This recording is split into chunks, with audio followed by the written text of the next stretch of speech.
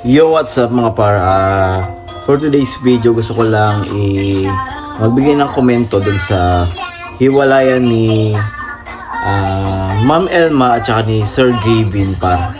So kasi, di ba, trending yun nung nakaraan, yung ano bang tawag ito, yung merong ibang babae, si Gavin. Di ba, nag-trending yun nung nakaraan. Tapos, na-deny ito ni Ma'am Elma at saka ni Sir Gavin. Pero syempre, hindi naman yun yung pag-uusapan natin ngayon.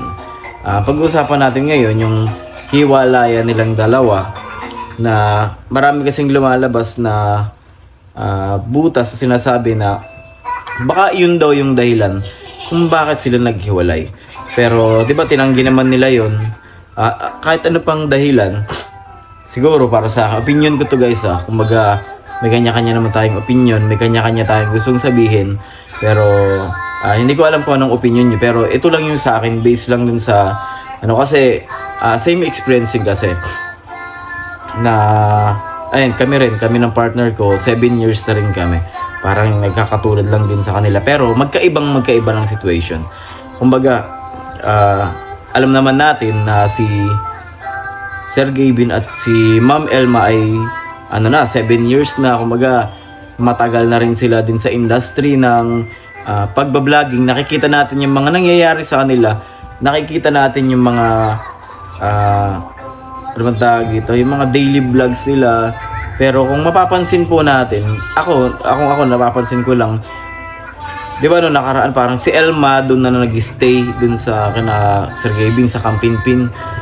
Kasi actually nanonood din talaga ako sa kanila, daily ako nanonood sa kanila kasi sila yung one of the reason kung bakit kami nagpapatuloy din, kasi ang sipag talaga nilang gumawa ng content. Then si Sir Gavin, kumbaga ang talino niyang gumawa at mag-isip ng mga contents. Pero syempre bilang sa content creator, diba, kumbaga na-inspire din tayo sa kanila.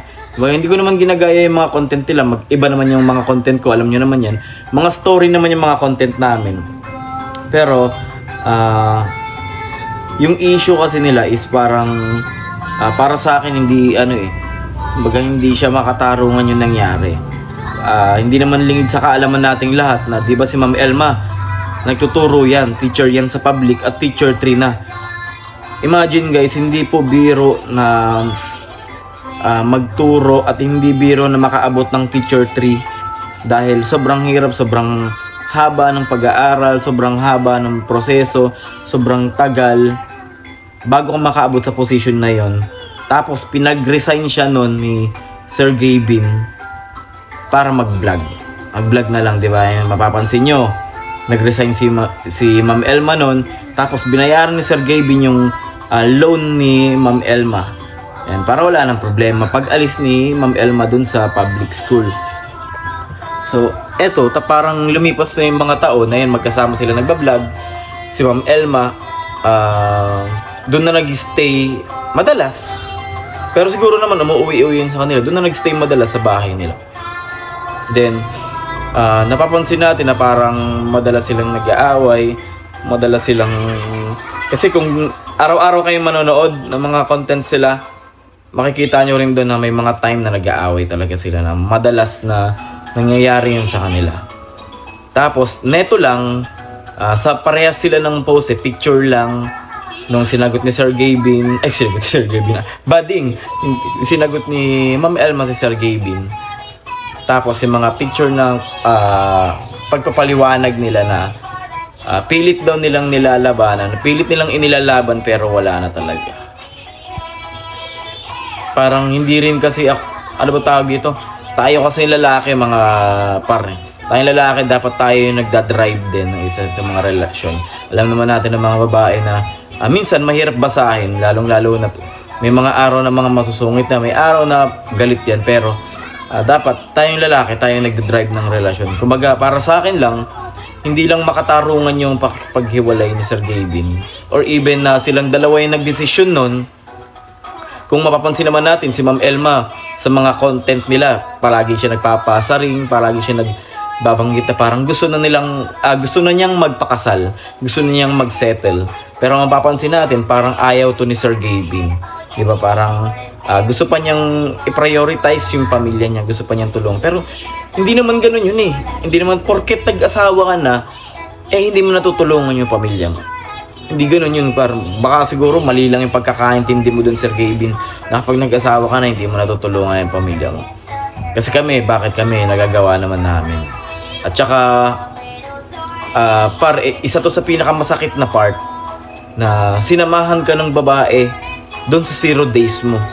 Sinamahan ka ng babae na simula nung walang-wala ka pa, sinamahan ka niya na walang laman ng wallet mo, wala kang stable na trabaho, wala ka sa kalagayan mo ngayon, sinamahan ka niya from 0 to paldo. Tapos ngayon nung mayaman ka na, tapos ngayon nung malaki na ang kinikita mo, iiwanan mo na lang bigla yung tao. Parang hindi makatarungan yun. Hindi mo naman siya iniwan eh. Kumbaga, hinayaan mo lang na mawala ang isang tao na sinamahan ka sa simula nung nagsisimula ka pa lang. Diba? Kumbaga, para sa akin, hindi talaga makatarungan yun, boy. Kumbaga, mahirap nang humanap ng babae ngayon. Tapos, pagpapalit mo lang siya sa saglitan na nilandi ka lang. Sa isang araw na kasiyahan mo. Kesa dun sa 7 taon na sinamahan ka. Diba? Sa hirap pag ginawa mo. Tapos, may sakit ka, inaalagaan ka, natataranta para sa'yo. Tapos, ganun-ganun mo na lang iiwanan. Kasi, hindi ako naniniwala sa mga ganyan na pilit mo nilalaban. Sa pilit mong, anong tawag ito?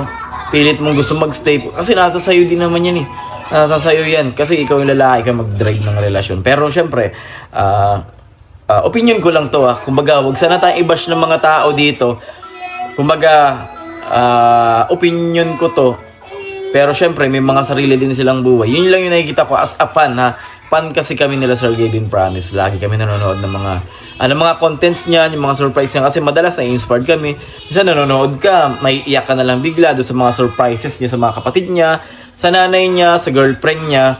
Ayan, maraming lumalabas na mga komento na siguro daw, kaya daw hiniwalayan ni Sir Gavin si Ma'am Elma is the pressure nga doon sa pagpapakasal, na pressure na gusto ng mag-asawa. Syempre, ang tagal na rin naman kasi talaga nila. Kumbaga, ano pa ba ang susunod doon, 'di ba? Ano pa ba ang next level na dapat yung kasi sobrang tagal nyo na. Then siguro naman yung mga magulang din ng babae nag-expect na rin ng ganun, 'di ba, sa tagal nyo. 'Di ba? Kumbaga, yun lang yung yun lang yung napapansin ko na medyo hindi talaga katanggap-tanggap para sa isang babae. Kumbaga, para sa isang babae na palagi nandyan para sa iyo. Kumbaga, yung sinasamahan ka niya sa lahat. Tapos ngayon, wala na. Bigla mo na lang siyang itinapon ng ganun. Bigla mo na lang siyang binaliwala. Bigla mo na lang sinayang isang tao na palaging nandyan para sa'yo. Lalong-lalo na nung nagkasakit ka, isa yun sa mga, isa yun sa mga nataranta kung ano na ba yung nangyayari sa'yo, di ba? Tapos ngayon, magaling ka na. Bigla mo na lang siyang iniwan. Yun lang yung nakakalungkot sa part na yun. Sana hindi tayo i-bash yung mga tao. Ito lang yung opinion natin as a fan. Fan talaga kami yan. Hindi ako basher niyan, mga boy Hindi ako basher ni Sir Gavin.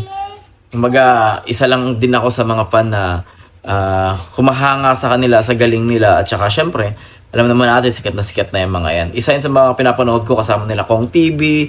Tapos sina Sir Gavin. Yan yung isa sa mga pinapanood natin na content creator dito. Tapos ayun, sina Beatmaster.